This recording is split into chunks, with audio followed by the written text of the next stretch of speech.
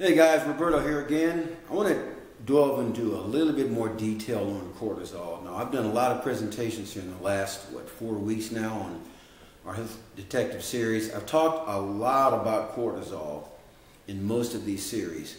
Cortisol, as we know, is a stress hormone.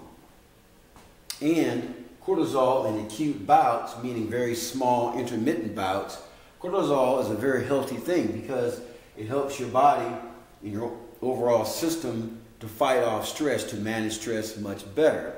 Otherwise, we would cease to exist. We would die. It also assists in shuttling glucose to tissues of the body. That's important because when you eat food, you need to get energy to the tissues in order for nutrition to get to the tissues, in order for you to grow, to have energy, and to sustain life, and to nourish us. It is also a natural anti-inflammatory. Now, converse to that, in too much amounts, which I'll get to in a few seconds here, it is very, very much a pro-inflammatory. But in small, acute bouts, it is a natural anti-inflammatory. It also narrows the arteries, the blood arteries, while increasing epinephrine, which is adrenaline for fight or flight. So you're out camping, all of a sudden you see a rattlesnake in your tent, you got to react quickly. That's cortisol and adrenaline kicking in, baby.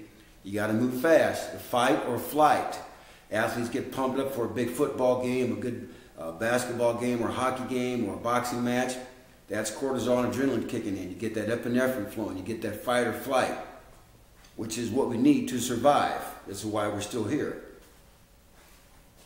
It inhibits the gastric emptying in favor of fight or flight.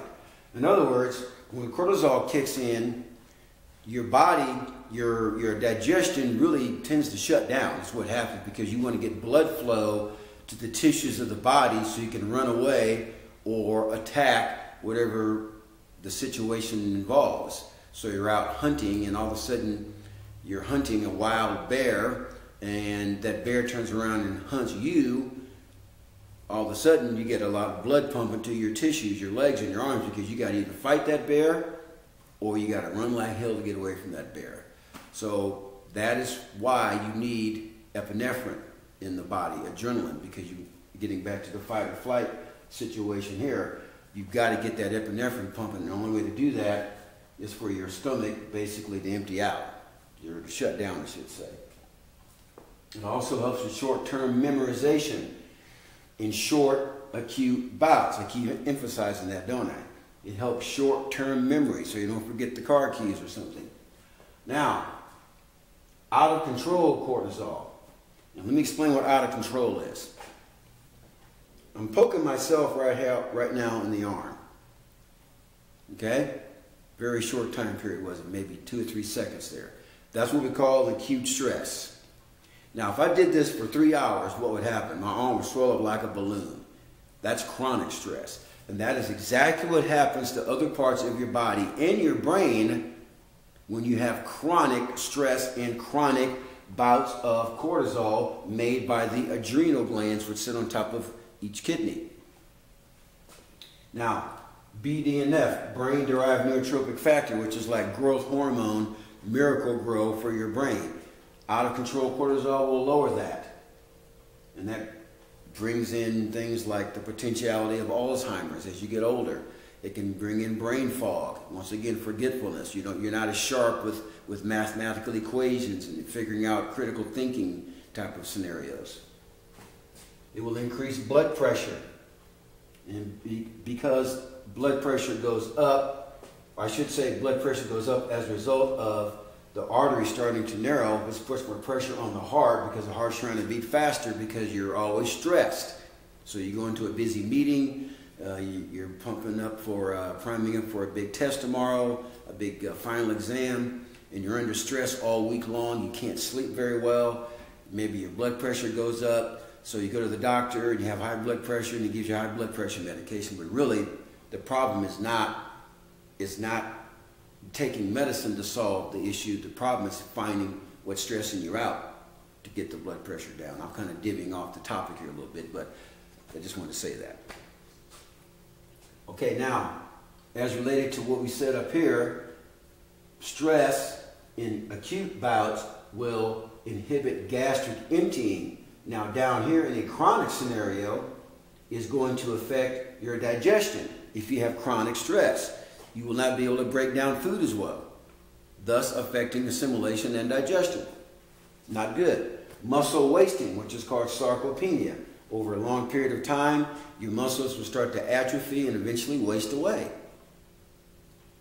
Not good. Really not good.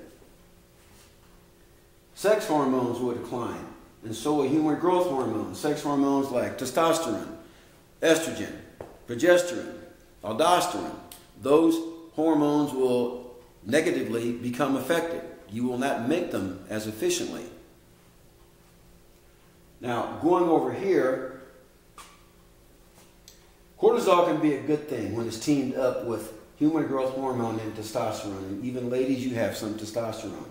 When those three things are combined in the recipe mix, it's a pretty good thing, because now you're developing more muscle tone and you're keeping off excess body fat. Now, converse to that, when cortisol teams up with insulin and also estrogen, by the way, that is not a good thing long term, because now the body will not build up as much lean muscle and you will put on more excess body fat, which is a problem with a lot of people in our country today. They spend too much time right here. Cortisol with insulin and not testosterone, but cortisol with insulin and estrogen, I should say. Intermittent elevations are good. So intermittent, once again, are very acute bouts. And by the way, if you're into working out a lot, which I like to do, and I do that here in my facility, it is better to go only about a 30 to 45 minute intense workout. Don't do 3-hour hardcore kick butt workouts like I used to do back in the old days. And I learned my lesson the hard way. Do small, intense, short duration type of training bouts. Those are best. And don't do them necessarily every day. Now, this mainly applies to someone who is a recreational or occupational athlete. If you're a highly competitive athlete and you have to practice every day, that's a little bit different. But even then, you got to be cautious, because you have to have some sort of downtime and recovery period, even between practice sessions. Chronic elevations are bad. Once again, if you're always under stress, you're always pounding, like my finger in my forearm, like I talked about earlier. You're pounding for several hours every day, 7 days a week, 30 days a month, 12 months a year. Folks, you are going to break down big time. You cannot do that. Don't overdo it. Now here's where I come in, innovative sports training. I help people cycle through this stuff. Now there are some people who can work out more than others. There's some people who can eat certain foods more than others. There's some individuals who can handle certain stress loads more than others. That's what you and I need to sit down and discuss. I just don't give you a workout. I just don't give you an eating plan.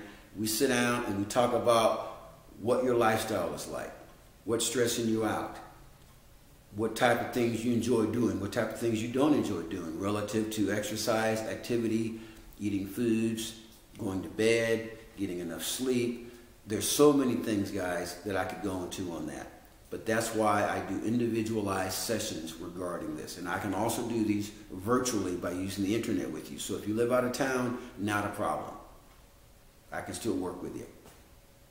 The purpose of these topics are to empower you and to educate you. Yes, that is the purpose.